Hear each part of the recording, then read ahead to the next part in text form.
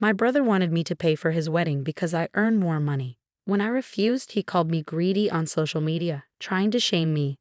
At the wedding, he announced, "Let's all thank my sister for paying for this." Everyone looked at me, surprised. I stood up and said, "Actually, here's the real story."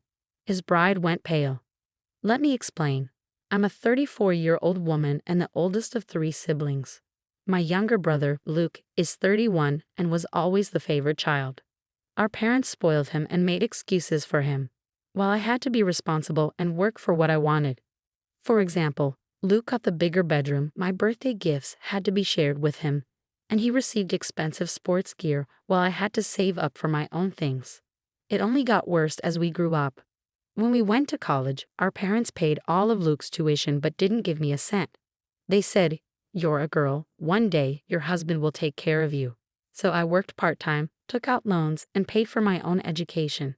Meanwhile, Luke partied, traveled, and enjoyed his life with our parents' money.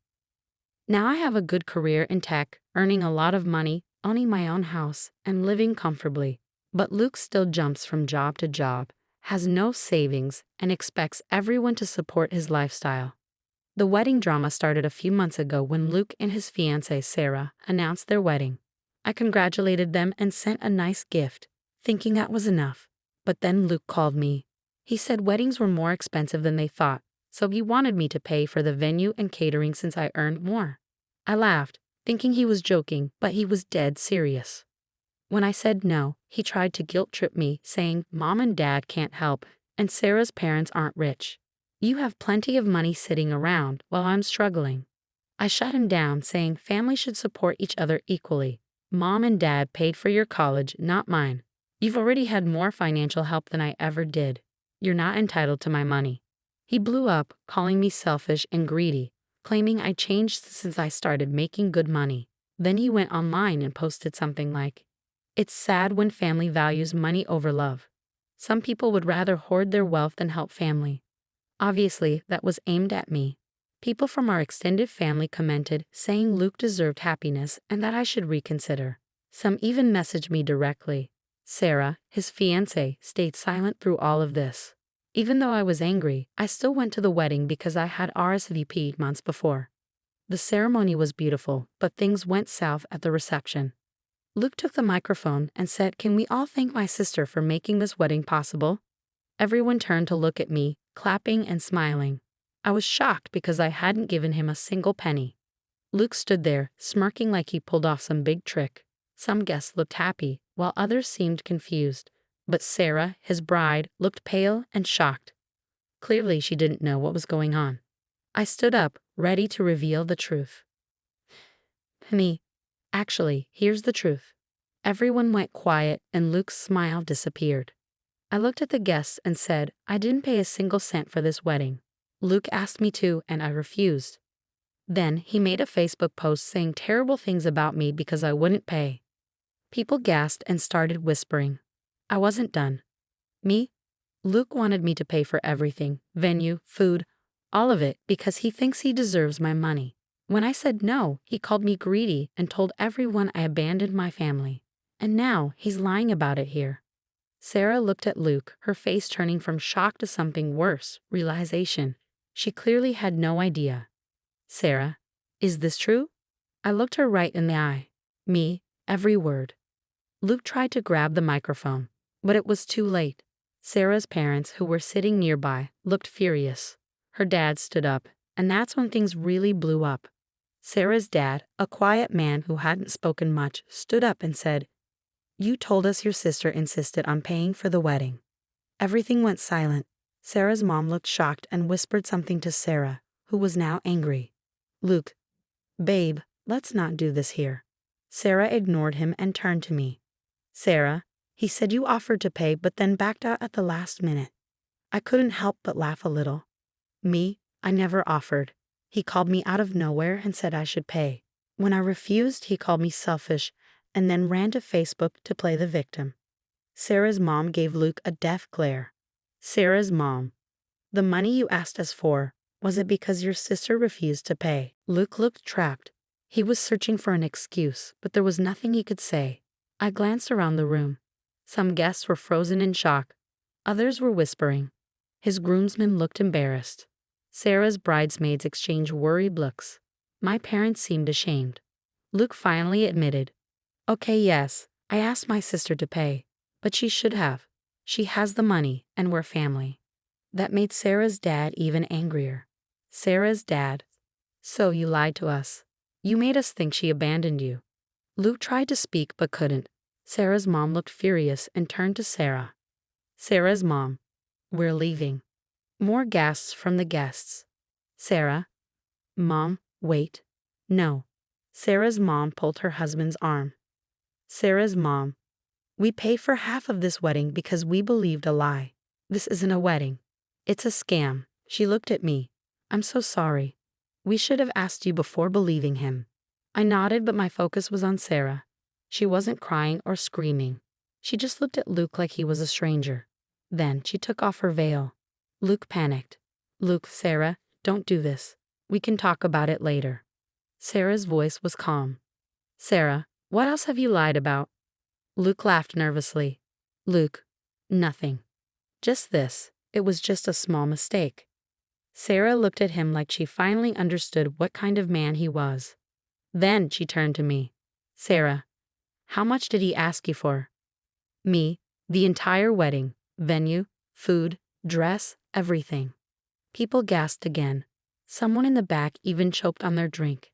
Sarah's mom looked disgusted. Sarah took a deep breath, and in front of everyone, she pulled off her engagement ring and set it on a table. "I'm done." The room went crazy. Luke started begging, grabbing Sarah's hands. "Luke, Sarah, no, please. We can fix this. We love each other." Sarah pushed him away like he was nothing. "Sarah, love? You don't love me. You just wanted my parents' money and your sister's money. That's not love." Sarah's dad looked at Luke's parents. Sarah's dad. "We'll talk about the money you owe us later." Then he turned to Sarah. Sarah's dad. "Let's go." Just like that, half the guests walked out. Luke stood there, shocked and angry. "Luke, you did this." I grabbed my purse and smiled. "Me? No, Luke. You did this." Then I left. After that, things only got worse for him. The venue still needed payment, and Sarah's parents weren't paying anymore. Many guests left without giving gifts, and some of Sarah's family demanded refunds for travel expenses. Luke's groomsmen were furious. His best man ended their friendship, realizing Luke had lied to everyone. And the best part, Sarah's parents hired lawyers to get their money back since they had paid thousands based on Luke's lies. Luke tried begging my parents for help. My dad said no. My mom was sad but didn't interfere. Luke had to take out a big loan to cover the wedding costs, and even now, he's still paying it off. Sarah moved on. She's now happily engaged to a great guy. Luke, he's still bitter and blames me for everything. But really, he destroyed his own life. And honestly, I don't feel bad at all. You'd think Luke would learn his lesson. But no, he spent the next few months trying to ruin my reputation. Luke went back to Facebook, claiming I ruined his wedding because I was jealous. He painted himself as the poor brother trying to marry the love of his life while I, the greedy sister, sabotage everything. Of course, he left out the part where he tried to scam me into paying. Family members who always spoiled him believed him. I got flooded with angry messages. "How could you do that to your own brother? You embarrassed him in front of everyone. You make so much money. Why couldn't you just pay?" And the best one, "You'll die alone with your money and no family." But here's where things got interesting. Sarah saw his post. Sarah had been silent since the wedding. No posts, no drama. But when she saw Luke's lies, she had enough. Sarah commented, "You're seriously still lying. Let's set the record straight." Then she exposed him. Luke lied to her parents about me paying. He asked her parents for money after I said no. He had already borrowed money from her and never paid it back. Then she dropped the bomb. "Maybe tell your family why I really left. Should I post the screenshots?" She had proof. Turns out, Luke wasn't just a liar. He was also a cheater. Sarah had proof, texts, screenshots, and even a Venmo transaction where Luke sent money to another woman the night before the wedding. Sarah found out after calling off the wedding but hadn't told anyone until now. Luke deleted his post right away, But it was too late. Sarah's comment was already shared in family group chats.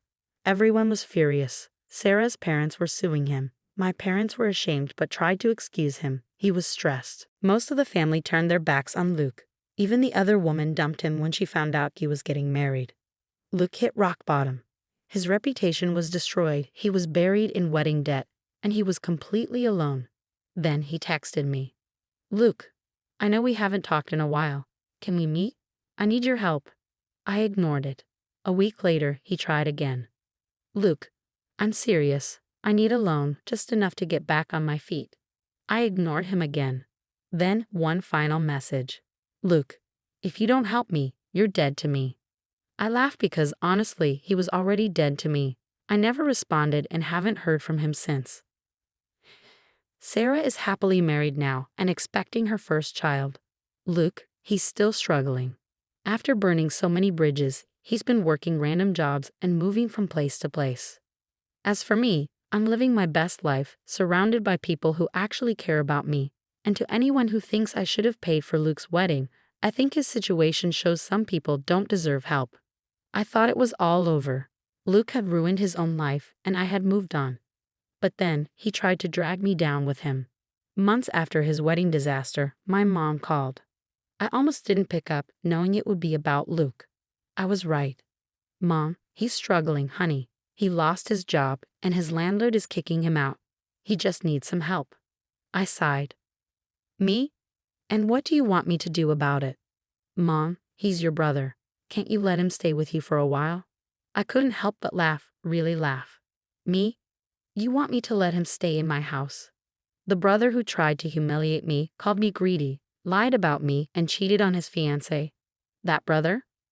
"Mom, he's learned his lesson." I knew she was just making excuses, so I asked, "Has he even apologized?" Silence. Then she said, "Well, he's embarrassed."